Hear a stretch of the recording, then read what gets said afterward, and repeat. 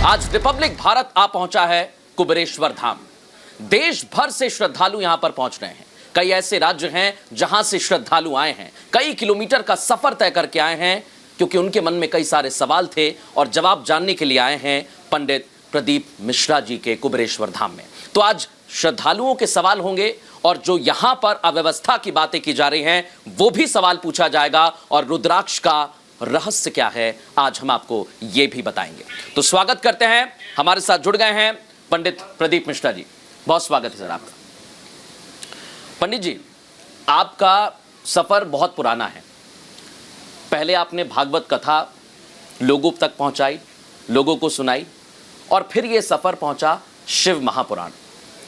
पहले जय श्री कृष्णा और अब श्री शिवाय नमस्तुभ्यम। ये सफर आपका कैसा रहा? पहले तो रिपब्लिक भारत के सभी श्रोता भाई बहनों को श्री शिवाय नमस्ते।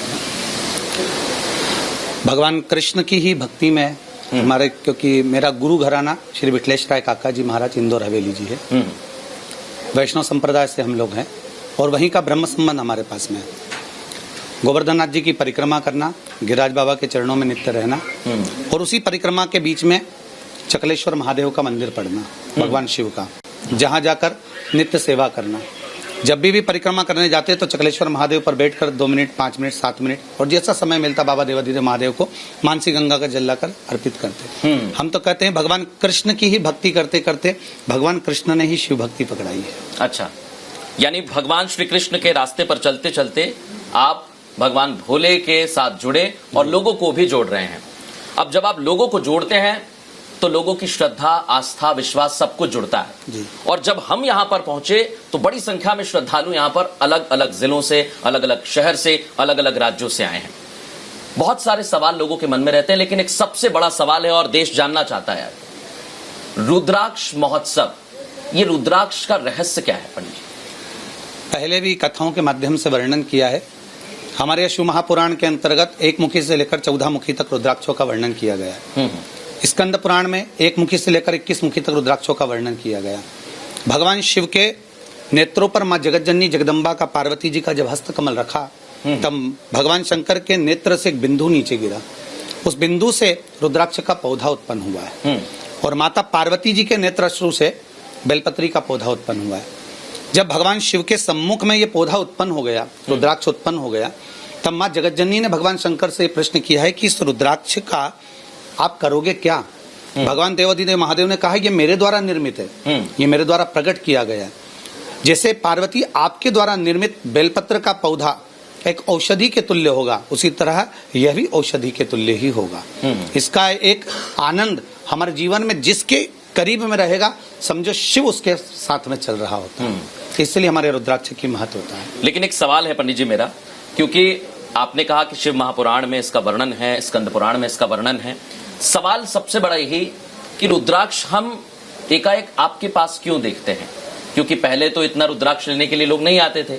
एक रुद्राक्ष लोगों को मिलता था, बहुत महंगा मिलता था, बड़े पैसे देने पड़ते थे। लेकिन अब रुद्राक्ष आप फ्री में बांट रहे हैं, ऐसा क्यों? कहां से आ रहा है ये? ऐसा नहीं, रुद्राक्ष एक मुखी जो रुद्राक्ष होता है वही लोग उसको महंगा देते हैं या बेचते हैं, परंतु हमारे पास जो रुद्राक्ष आता है उसमें यह नहीं होता कि वो 1 मुखी है कि 3 मुखी है कि 5 मुखी है। जो रुद्राक्ष मां गंडकी के तट से आता है, नेपाल की बॉर्डर से जो आता है, वो हमारे पास पहुंचता है और वही रुद्राक्ष यहाँ पर भगवान कुबेर भंडारी के यहाँ पहुंचकर उसका पूजन अर्चन कर वो दे दिया जाता है। पूजन अर्चन किया जाता है पहले, फिर जनता को दिया जाता है। हाँ। लेकिन पंडित जी एक सवाल और है, क्योंकि रुद्राक्ष आमतौर पर जैसा आप कह रहे हैं कि आपके पास आता है, आप देते हैं, क्या इसके लिए आप पैसे देते हैं और लोगों को फ्री में देते हैं? ऐसा नहीं है। भक्त लोग जो वहाँ पर निवास करते हैं, यहाँ के श्रोता बंधु भी हैं जो बाबा के धाम से जुड़े हुए हैं, भगत लोग, वो लोग भेजते हैं इसको। ऐसा उसमें शुल्क का, हमने पहले भी कहा कि भगवान शंकर के नेत्र बिंदु का जो रुद्राक्ष है वो शुल्क से नहीं मंगाया जाता, ना पैसों से मंगाया जाता। वो वहाँ से भक्त लोग यहाँ भेजते हैं, वही रुद्राक्ष यहाँ से वितरित किया जाता है। ये एक बहुत अच्छी बात आपने कही कि भक्त लोग भेजते हैं और भक्तों को ही मिल जाता है। लेकिन एक बड़ी बात है, जो भक्त यहाँ पर आते हैं, आज मैं आपके कथा चल रही थी, मैं पहुंचा, हमने रिपोर्ट तैयार की है। कुछ लोग बोलते हैं कि उनके बेटे को कैंसर है, तो उपाय आप बताते हैं। कुछ लोग बोलते हैं कि उनका बेटा पढ़ाई में थोड़ा कमजोर है, तो उपाय पंडित जी बताते हैं। कुछ लोगों की शादी नहीं हो रही है, कुछ लोग ग्रह कलेश से परेशान हैं, कुछ लोगों की नौकरी नहीं लग रही है, इतने सारे उपाय पंडित जी, ये कैसे आपके पास आए? मुख्य चीज वो है, संसार में जन्म लेने वाले, चाहे पंडित प्रदीप मिश्रा हो, चाहे आप हो, चाहे संसार का कोई व्यक्ति हो, प्रत्येक व्यक्ति जन्म लेने के बाद, संसार में आने के बाद दुखी तो होता ही है, कष्ट तो उसके जीवन में है। मूलतः शिव महापुराण एक बात कहती है कि हमारे यहाँ ढोंग, प्रपंच या चमत्कार या आदि की चीजें हमारे यहाँ नहीं चलती। हम तो शिव भक्ति को जानते हैं कि शंकर पर एक लोटा जल चढ़ाया और सारी समस्या का हल हो गया। उपाय की मूलता शिव महापुराण में जैसे वर्णन आता है कि काली तिल क्यों चढ़ाई जाती है, काली मिर्च क्यों चढ़ाई जाती है, बेलपत्र क्यों चढ़ाई जाती है, चावल का दाना क्यों चढ़ाया जाता है, शिव का अभिषेक इन वस्तुओं से, पंचामृत से क्यों होता है, शहद से क्यों होता है, घी से क्यों होता है, ये संपूर्ण चीजें हमारे यहाँ शिव महापुराण में और स्कंद पुराण में वर्णन मिलता है। एक एक चीज का वर्णन मिलता है, बस उसी चीज को निकाला गया और वही चीज लोगों तक पहुंचाई गई है। तो पंडित जी, आपने लोगों तक पहुंचाने से पहले क्या इन उपायों को किसी पे अपनाया भी था? नहीं, खुद भी अपनाए थे? ये तो देवाधिदेव महादेव के लिए है। महादेव ने जब पुस्तक में वेद व्यास जी ने वर्णन किया है तो संपूर्ण विश्व के कल्याण के लिए करा होगा, संपूर्ण विश्व के उद्धार के लिए करा होगा। आज लोगों के अगर पत्र आते हैं यहाँ कुबेरेश्वर धाम पर, तो लोग कभी कभी आते हैं, पर ज्यादातर तो जो भी भक्त जाता है उनके शिवालय में ही जाता है उनके, क्योंकि हम लोग व्यासपीठ से कहते हैं आपको यहाँ आने की जरूरत नहीं, आपके नजदीक में जो शिवालय हो, आपके पास में जो शिव मंदिर हो, आप वहां जाइए और वहां जाकर जल समर्पित करो, वहां जाकर बेलपत्र चढ़ाओ, वहां चावल का दाना चढ़ाओ। जब आपके भीतर स्वयं शिव जागृत हो जाएगा, स्वयं आनंद की अनुभूति होने लगेगी, तो आप स्वयं शिव मंदिर तक जाएंगे। जब शिव के मंदिर तक जाना प्रारंभ कर दोगे तो आप स्वयं महाकाल के पास पहुंचोगे ही पहुंचोगे, निश्चित है। आपने कहा कि शिव के पास पहुंचेंगे, शिव आदि हैं, शिव अनंत हैं, शिव का कोई छोर नहीं। बिल्कुल। लेकिन सबसे अहम बात आपने कहा कि किसी को बुलाया नहीं। लेकिन हमने थोड़े दिन पहले की तस्वीर देखी, और मैं एक साल पहले भी दर्शकों को बता दूं कि फरवरी का महीना था और ऐसा ही हुआ था। पंडित जी की आंखों में आंसू थे और कहा था कि हम व्यवस्थाओं को सुधारेंगे। लेकिन फिर से पंडित जी इतने बड़ी संख्या में लोग पहुंचे, श्रद्धालु पहुंचे, और कई सारी ऐसी तस्वीरें हमने देखी जिसमें अव्यवस्था का वो शिकार हुए। अब एकदम पिछली बार से जो कार्यक्रम हुआ वो छोटे रूप में हुआ, उससे बड़ा आयोजन अभी हुआ। अब अभी भी पब्लिक और जो भक्त लोग हैं वो बढ़कर आए हैं।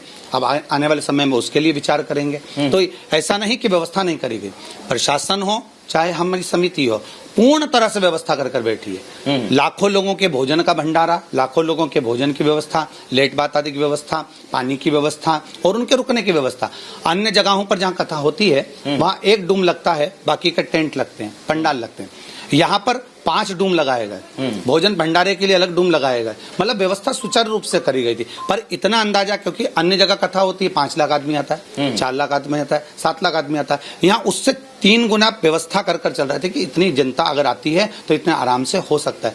एक रास्ता अगर बंद होता है तो 3 रास्ते अलग से निर्माण किए गए कि 3 रास्तों से भक्तों लोगों का आना जाना हो जाए। पर भक्तों का भाव इतना था कि एकदम सभी भक्त यहाँ पहुंच गए। ट्रेन बंद होने के कारण बस लोग गाड़ियां ले लेकर पहुंच गए। तो ये उनका भाव है, उनका विश्वास शिव के प्रति है, ये विश्वास है। लेकिन एक चीज और मैं जानना चाहूंगा, क्योंकि जब बहुत सारी अव्यवस्थाएं हम देखते हैं कई जगह पर, और जब ऐसी जगह पर अव्यवस्थाएं होती है तो श्रद्धालु आते हैं, वो भक्ति और आस्था से सराबोर रहते हैं। लेकिन जब मायूसी हाथ लगती है, उदासी हाथ लगती है और किसी की जिंदगी चली जाती है, तो अफसोस होता है कि ये किस वजह से हो गया। तो इसके पीछे कौन जिम्मेदार? क्या प्रशासन ने ऐसी व्यवस्थाएं नहीं की? क्योंकि मेरे पास कुछ आंकड़े हैं, 6000 लोग स्वास्थ्य केंद्र में, क्योंकि 1.5 लाख की आबादी इस शहर की है और यहाँ 20 लाख लोग आ गए, ऐसा दावा किया गया। स्वास्थ्य केंद्र फुल हो गए, डॉक्टर्स, व्यवस्थाएं ठप हो गई। तो प्रशासन भी जिम्मेदार है इसके पीछे? पहले ये सोचा जाए कि यहाँ भगदड़ नहीं हुई है, ये चीज का अंदाजा तो लगाया जाए पहले। अगर भगदड़ होती, आप भागते हम भागते, तो आपके ऊपर कोई तो चढ़ता, आपके ऊपर एक खरोच तो आती, आपको किसी चीज का एक घात तो लगता। एक चींटी अगर चलती है तो अपन मालूम पड़ता है या जरा सा खरोच तो होता। परंतु लोगों ने कहा यहाँ भगदड़ हो गई। हमको कोई एक सीन, सारी मीडिया यहाँ है तो उस समय सीन तो बताना था कि भगदड़ का कोई सीन है उस समय का।